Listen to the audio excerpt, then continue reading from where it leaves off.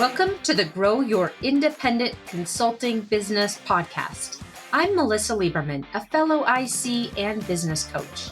On this podcast, I teach you to become a consistently booked independent consultant without becoming a pushy salesperson or working 24/7. If I can do it, you can too. Listen on to find out how. Welcome to episode 262 of the Grow Your Independent Consulting Business podcast. This is Melisa Lieberman, and today we're talking about how independent consultants get on a dream client's calendar. How do you get on a dream client's calendar, on the calendar of a decision maker? That's what we're focused in here today, because I want to ask you a question. If someone asked you right now, who is your dream client or who are your top 5 dream clients? Those companies where you would do your best work that feel so exciting if you had their logo on your capability briefing. Could you name those clients? Could you name those dream clients? When I ask this question of independent consultants, most of the time, almost all of the time actually, they look at me with a blank stare. Like, oh shit, I should know the answer to this question, but I don't. And you might be in that same spot too. I'll tell you in a moment what might be blocking it. It's really important to know this. But first, the question is, what is your list of top 5 dream clients?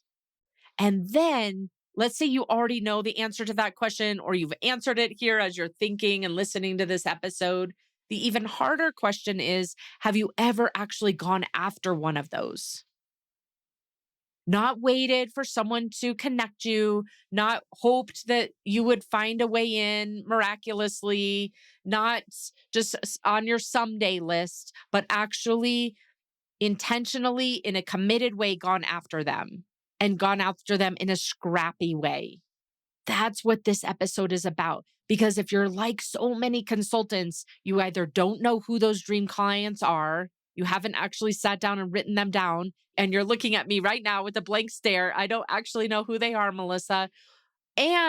Or even if you do know who they are, you haven't gone after them, not in a meaningful way. Today, I want to encourage you to work through this. And I'm going to give you the framework on today's episode to work through it so you know who the dream clients are and you start going after them, because your business can be in so much more control.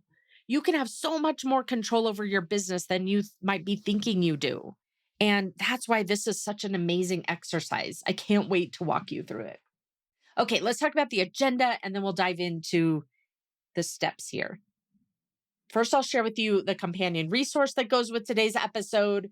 Then we'll talk about the reason why, if you haven't figured out who your dream client is or that list of dream clients, and or if you haven't really pursued them in a meaningful way, we'll figure out why that is so we can address the root cause of it and set you up for success as you pursue these dream clients.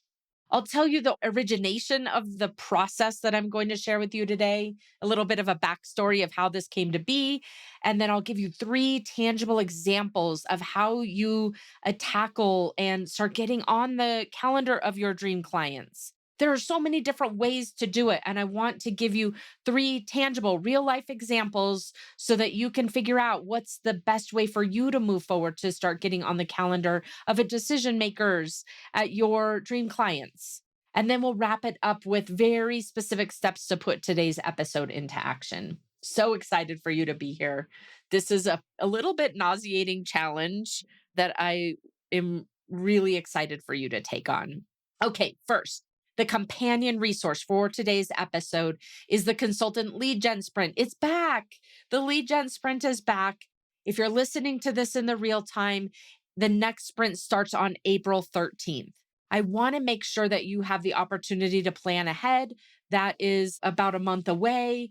And I'm excited for you to join us in this round of the Lead Gen Sprint.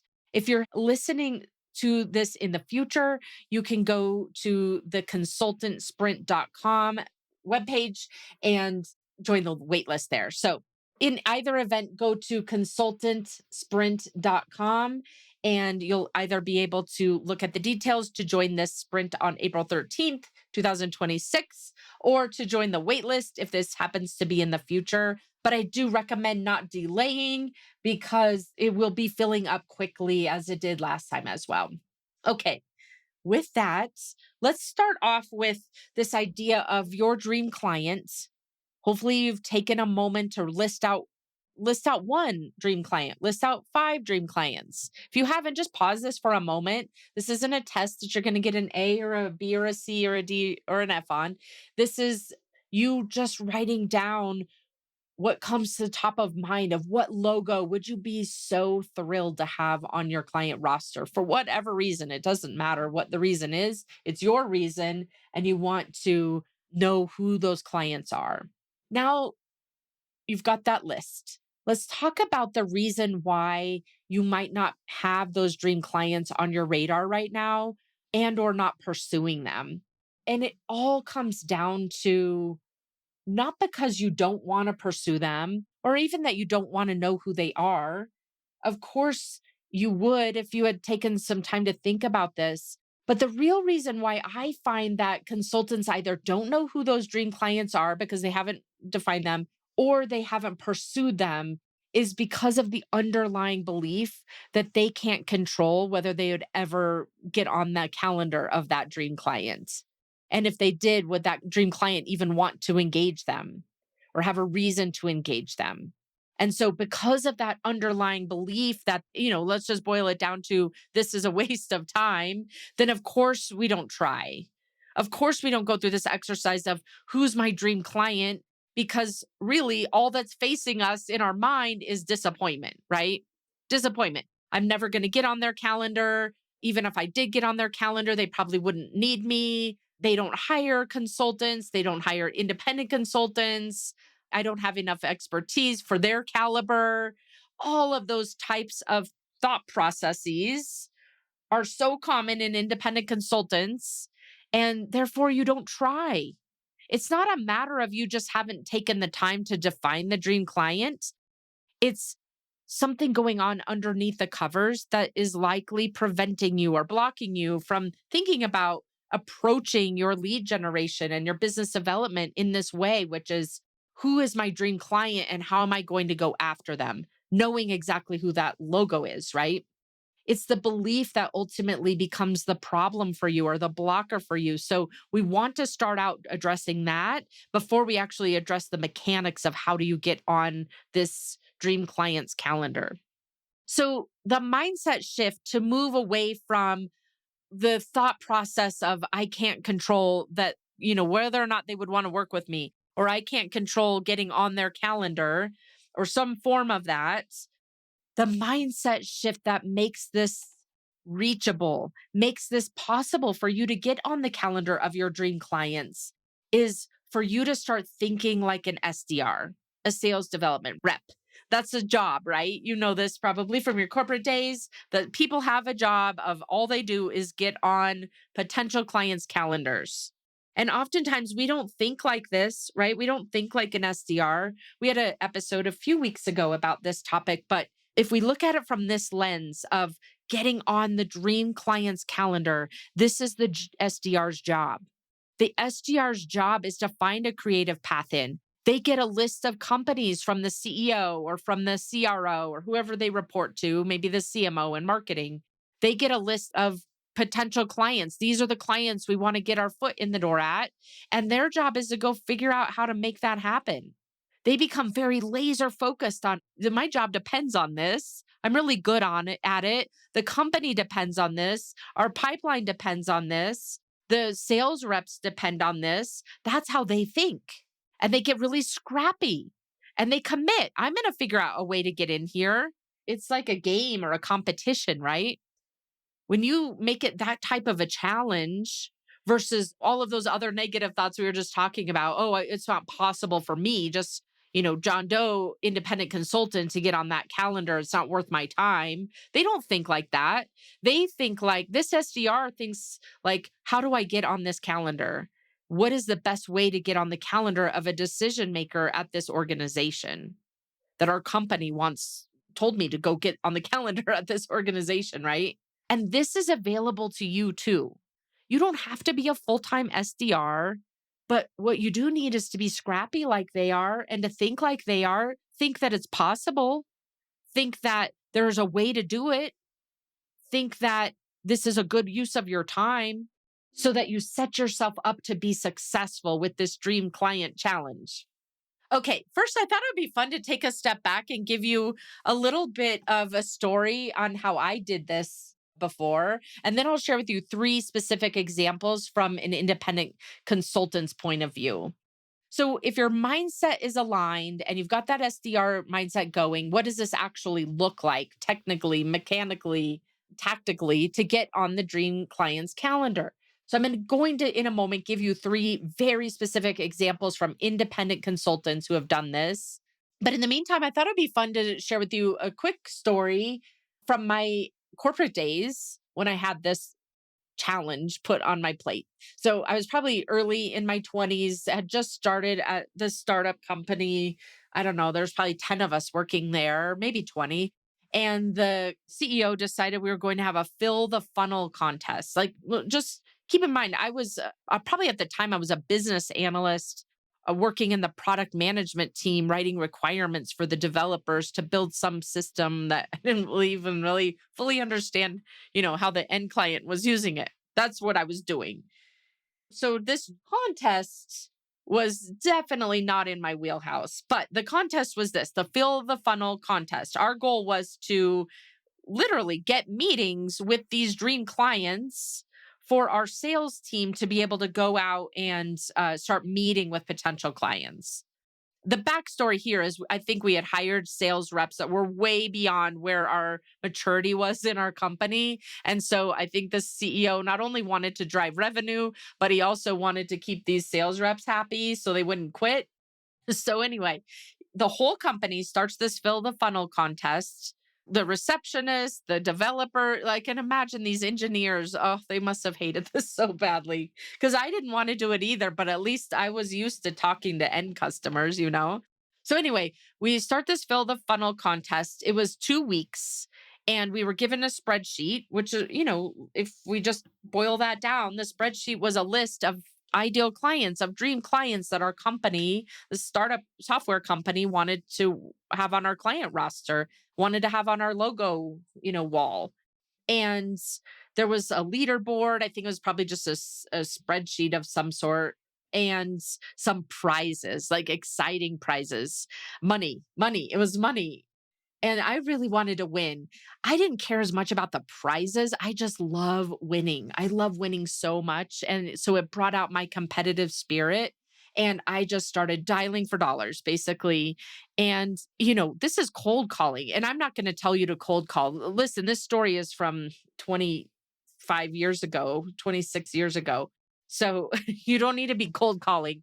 But what I want to just give you is this inspiration of if you feel like it's possible. At the time, I just was like, well, I'm pretty sure I can get on the calendar of these ideal clients. I just need to figure out how. I thought it was possible. I was probably very naive at the time, but I thought it was possible. And I went after it. I was so committed. I wanted to win. And the same thing for you as we think about you thinking about your dream clients. If you come at this with a commitment, I'm going to figure out a way, no matter what, to get on the calendar of my dream client. Number two, you decide that it's possible to get on the calendar of your dream client, that this is not a waste of time. And you decide to go after it no matter what because you want to win. For you, you want to win because you want to work at that client, right? This is so much more personal than me just generating meetings for these sales reps, right? I did win, by the way. It was so much fun.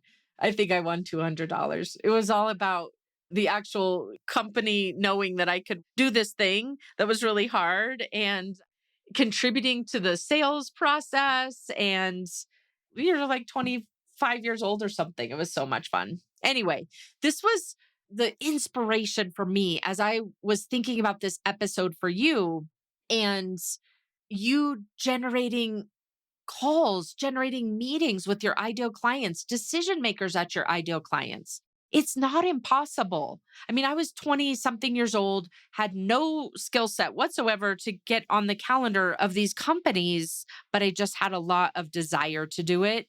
And that's what we want for you too. And this was really the inspiration for a challenge I just did in the last Legion sprint in January, where the sprint is a concentrated amount of effort for a period of time. It was such a fun way to infuse even more enthusiasm, even more momentum, even more prizes and exciting reasons to keep going. And so it was really fun to see how they ended up getting on the calendars of ideal clients. So I want to share with you three examples. So let's take this down from, something that happened 26 years ago and make it tangible for you using examples from real consultants. These are real consultants who I've personally worked with, both in the sprint and also privately, a little bit of a mixture of both, so that you can hear exactly what could work for you in an independent consulting business in this time period. So, the first example that I want to give you is one where the independent consultant wanted to get on the calendar, a calendar of their dream client. And they did it by using what I'll call the sales team angle. So they had been wanting to get on the calendar of this particular company and hadn't been able to find a way to get introduced to that company. I think they'd even sent out maybe some cold LinkedIn messages to get on the calendar of this LinkedIn company and just, VPs at this company and hadn't had any results. And so they kind of felt like it was futile. But because we did this dream client challenge, they decided to take another look at it. And so they had had these past attempts that didn't work. But what they decided to do was this time to reach out to someone on that dream client sales team. I think it was the VP of sales, if I remember correctly. They reached out to that VP of sales and offered something really valuable. Like, hey, I've been noticing these trends in the market, and then your clients facing these trends. I would love to set up some time for half an hour to talk with you about it and to talk about how it's impacting your own sales pipeline and also get to know you. Listen, if you're going to reach out to someone, the most likely type of role that will reply or will take you up on a meeting is someone in sales. This is what they do all day long. They talk to people all day long. They try to get market intelligence. They work on framing their set of knowledge about their own industry and their own clients. So, because this independent consultant had framed it in a very valuable way to a employee at that dream client who is the most receptive to taking calls from strangers, we'll put it that way, they booked the call. They got on the call with this sales rep at their dream client and had a really meaningful conversation, a valuable conversation that helped that sales rep to identify a gap in their sales process. I mean, it was only a 30-minute call, so it wasn't, monumental, but helped them to see a couple blind spots that they might not have noticed or been top of mind for them, and got a meeting from that. That sales rep agreed to and followed through with introducing them in the dream decision maker, rather, within that dream client. They got the meeting scheduled with the decision maker at that dream client because that VP of sales felt comfortable introducing this consultant to their colleague because they knew that it would be a valuable conversation. That was such a great angle to take. Again, I'll repeat this for you. The thought process was, how do I get on the calendar of someone who's most receptive to booking calls with cold people that are reaching out and have a valuable way of getting on that person's calendar in a way that stands out? That's what they did to get on the calendar. It actually wasn't as hard as I thought it would be. Let me give you the second example. So this consultant, had a dream client that they wanted to get on the calendar with and ultimately sign an engagement with so they could start working on that with that dream client. And again, very similar to the first story, had tried a lot of different ways to do this over the years, but never committed entirely to getting a foot in the door at that dream client. Just felt like it was very aspirational and hoped it might happen at some point and just left it at that. But when we started this dream client challenge and they started thinking about a much more intentional plan, they started asking everyone they knew, "Hey, do you know anyone who works at this company? Do you know anyone who has used to work at this company?" They started mining LinkedIn for that type of connection. They started looking through alumni at this particular dream client company. They didn't find anything initially, but randomly, they mentioned it in passing to a neighbor. They were both getting mail at the same time from their mailboxes. The neighbor asked them what they were doing. They told them about this challenge that they were doing. And the neighbor had a relationship with not the company itself, but with a key vendor at that company. So they knew that this vendor worked at their neighbor's dream clients as a vendor. And so they made the introduction. So the neighbor of the consultants introduced the consultants to this key vendor who worked with that dream client.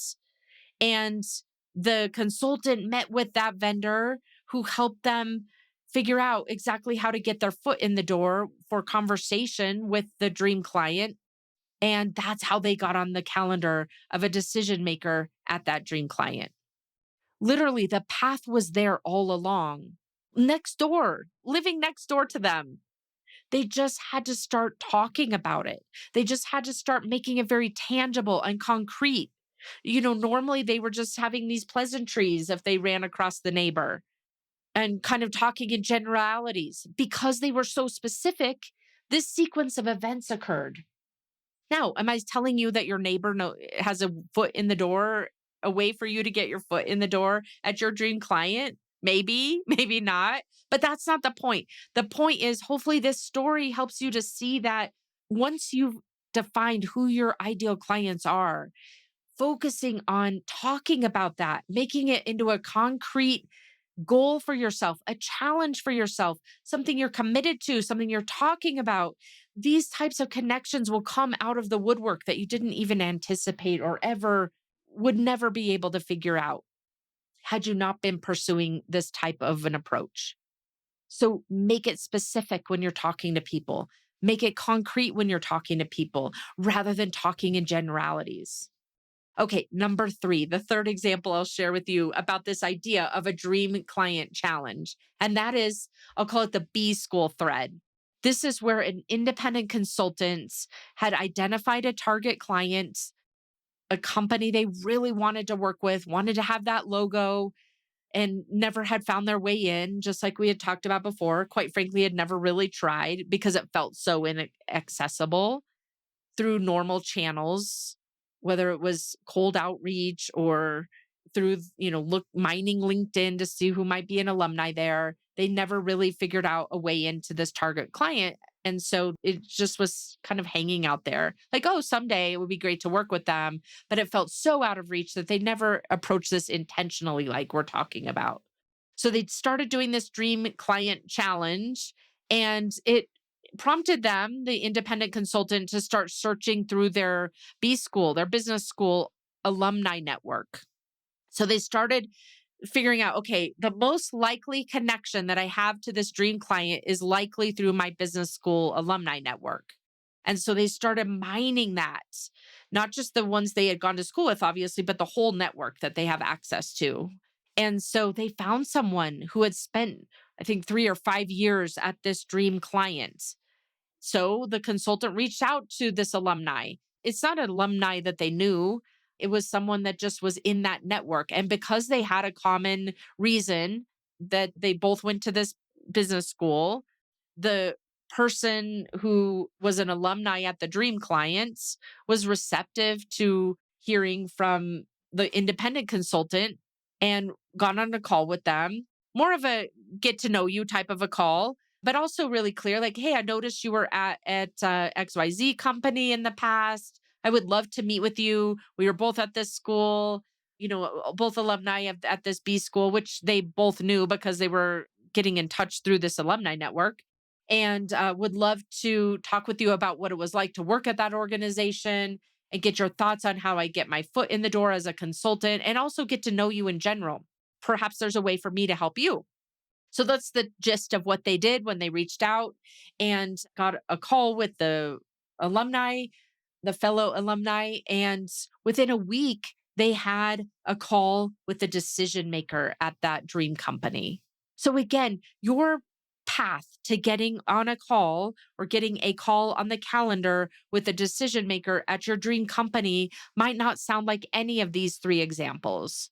It probably won't be a fill the funnel cold calling contest like I described to you. But hopefully, this gives you some ideas about how to unlock your creativity, to get scrappy by first defining what is that list of ideal clients? Who are those dream companies that you want to be working with? Who are the decision makers at those companies that you want to get on the calendar so you have the clarity to start with? Then you have the belief and you build up the belief system, the mindset that it's possible. Might not know how you're going to do it, but it's possible to get on those calendars. So use my few examples as a starting point to say, you know what? I don't know exactly how I'm going to do this, but I'm committing to getting on the calendar with a decision maker at this ideal client. It doesn't matter how long it takes me. I'm going to try to do it in a month, but even if it takes longer than that, I am going to make this happen no matter what. That's the commitment piece of this. You want to have the clarity. I know who the companies are. You want to have the commitment. I'm going to figure out how to get in there no matter what, just like an SDR does. Then you want to have the belief that whatever you're doing will ultimately work. You'll keep experimenting until it happens. And then you just get creative and scrappy until you make it happen. And you see that meeting on the calendar with your ideal client. And that also proves to yourself that you can figure out business development. It's figure outable if you put some intention behind it. So as we pull together today's episode, I want to challenge you, number one, to go write out that dream client list. Even if it's in your head, write it down. Write it down. Have it on a sticky note on your computer at all times. When someone asks you, hey, how can I help you? Hey, listen, I'm trying to get my foot in the door at these three companies. Do you know anyone who might be able to help me do that? Who's got a connection there? A vendor, a neighbor, an alumni. You don't need to have a perfect path into these companies. You need a decision and a belief that you can figure it out. And then you go pick one of the companies off the dream list. You figure out who the decision maker or potential decision makers would be. And you just start getting scrappy until you get that meeting on the calendar. This is the Dream Client Challenge. I'm so excited for you to go out and get started doing that. And if you want some help doing it in more of a group fashion or with support, that's part of our lead gen sprint that starts in April. So you can also check that out as well if this is something that feels inspiring to you. All right. I will see you again next week. Take care. Thanks for joining me this week on the Grow Your Independent Consulting Business podcast. If you liked today's episode, I have 3 quick next steps for you. First, click subscribe on Apple Podcasts or wherever you listen to make sure you don't miss future episodes. Next, leave me a review in your podcast app so other independent consultants can find and benefit too. And finally, to put the ideas from today's episode into action, head over to melissalieberman.com for the show notes and more resources to help you grow your consulting practice from your first few projects into a full-fledged business. See you next week.